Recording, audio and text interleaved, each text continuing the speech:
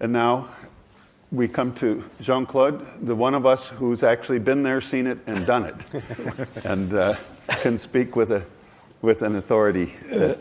I don't know whether I will speak with authority. I share, of course, many of the views that have been expressed. I have 6 points I would like to make first, but very rapidly. First, it is absolutely true that we have a currency which is an hegemon in the present system, but it is not entirely unipolar, and then I am a little bit, I would say, out of the emerging consensus. And of course, we should not forget that the structure of the system changed dramatically, I would say overnight, in January 1999, when we created the euro, because before you had one currency, the hegemon, 10 times more important, depending on your criteria, than the other. And that is a system where you can say, well, you don't need to be a great mathematician to see that it has a structure which is a totally different nature from the present system, where you have an hegemon, a number 2, which is 5 times the number 3, and which is only 3 times less important than the number 1. So we change dramatically, in my opinion, the system of the international currency. So everybody knows the figure. They have been set: Forex, 60, 20, 4%, international debt, 60, 22%, international loans, 60, 20. That is the new structure. Now, that being said, when I look at the global payment currency, I have different figures which are illustrating the fact that the euro indeed exists. 45% for the dollar, 34% for the euro, 4% for the yen. That is the proportion in global payment currency according to the BIS. So why is there such a difference between the global payment currency and Forex, international debt, international loans? Despite the fact that the trends are a little bit different from what was coming out of the discussion until now. When you look at the figures, you see that the dollar had 70% at the very beginning, the day we created the euro. It was 70% in reserve currencies. The euro was, as computed as was done by our eminent colleague, 19, so the same level as today in adding up all the currencies. Today it is still 20, but the dollar came from 70 to 60, 62. And all other currencies gained market share. So there is a trend which is not negligible, at least according to that criteria of reserve currency, which is not hurting the euro, but is hurting a little bit the dollar, as I just underlined. So still, of course, the dollar is an hegemon. Hysteresis has been mentioned very wisely as regards the reason why, when you have had the central position, you keep the central position for a long time. I was amazed myself to see that the copper was traded in sterling until 93, aluminum until 87, tea until 92, coffee until 92, long after World War II. And if not too misinformed, cocoa only after 2015. So hysteresis is there. And of course, it's associated with complementarity, but also with the easiness that you have to continue to have the same unit of account, if the currency itself remains liquid, of course. Now there is another reason which is dominating, and our colleagues were all very eloquent on that. Of course, what counts is your currency, but also the signature behind the currency.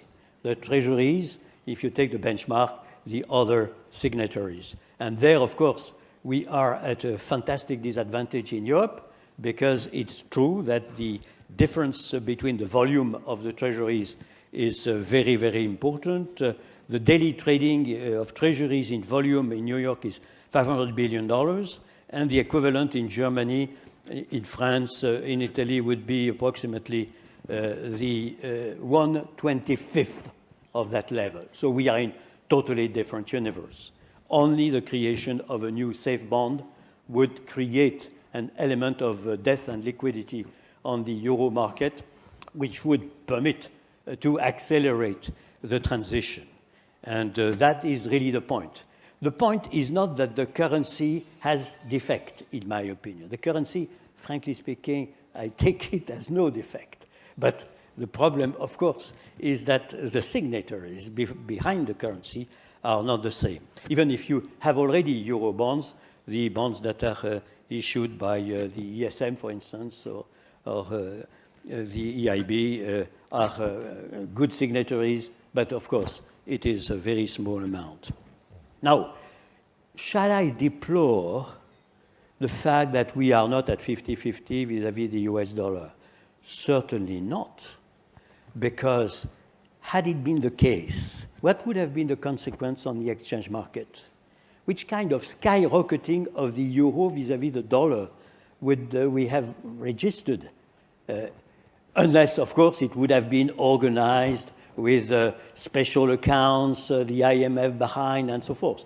But if we are in a universe where we are in a free behavior of market participants, of course, it would have been a total catastrophe. So we would have become totally out of cost competitiveness, if I may, in the global trade. So I am not unhappy with the way it proceeds. It's a big transformation, but a progressive one. Now, that being said, is it because of the fact that the euro is not yet an international currency of the size of the dollar, that we have problem with Iran, that we have problem with the sanctions of the US and so forth? I don't trust it is the case. I trust the problem is that the United States, for cultural reason and political reason, does not hesitate to blackmail all those who are not participating in the sanctions. And when I look at all the European firms, it is not because they could not settle their trade in dollar that they interrupted totally their trade with Iran. It was because they would lose a lot in their own interest in the United States of America and more largely in the world, because the US had a lot of legal capacity to tease them. So again, the main problem we have, in my opinion, in Europe, if we reason on Europe balancing the US, is of a political nature.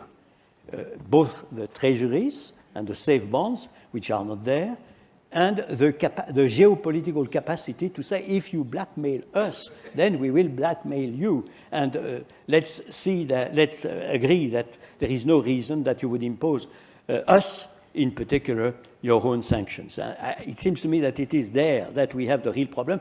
The recent experience of trying to create a special vehicle to bypass the US dollar proved that it was not the problem. We have no problem to bypass the dollar. We have a real problem to bypass the capacity of the US to impose legally its sanctions everywhere. Now we are stopped there, if you permit, John, because I would have some. Can I have two more Please, minutes? Go ahead. So on the future of the system, as many of the speakers, I trust that, of course, the renminbi, when it is fully convertible, and when there is a clear will to participate with full convertibility in the international monetary system, we will have necessarily a large multipolar world, and that would be, again, probably sooner than we think, but we are far away, nevertheless, in terms of conditions to be a real international currency. How will we run that? There are several possible assumptions. We could run that as we have run the so-called hegemon, but nevertheless with G5 or G7, whatever, from time to time giving some indications to the market that the dollar is going too low or the dollar is going too high, and I participated in all the such agreements. They are very important, they are useful. They were not necessary in the most recent period of time because for reasons that are extremely complex, the international system, the core currencies were relatively stable, even in the worst crisis ever since World War II. So this is something which academia is looking at, but I have no convincing conclusion to understand why we were not trapped in one of these large fluctuations that we had before, that is an open question. But of course, we can imagine that the 5 major currencies would from time to time give some indications of what they see and tell the market, as we did in the Louvre Agreement, in many such agreements. The last one was the Japanese G7, G5 agreement, where we gave market important indications, and I was very happy myself to participate in this message to the market. We could imagine to have a basket of currencies, and the SDR perhaps could be, if there is a private SDR market, I mean, it means a lot of will to arrive to that consequence. I don't exclude totally that, and it seems to me that the fact that the same definition of price stability is now the definition of the major issuing currencies for the present basket of SDR, renminbi being a part, but the 4 other have more or less the same definition of price stability. It is something which has not been looked at very carefully, but is very important in my understanding. And of course, I eliminate, I have to say, the possibility of the Bancor, and I don't trust that a digital currency, if it is not backed by either a central bank or a pool of central banks, could float. You would really need behind those institutions, or this institution, which would be responsible for the currency to have all the 3 characteristics which were mentioned by Jeff and our Aristotelian definition of a currency, if I'm not misled, the 3 that you have mentioned. Thank you.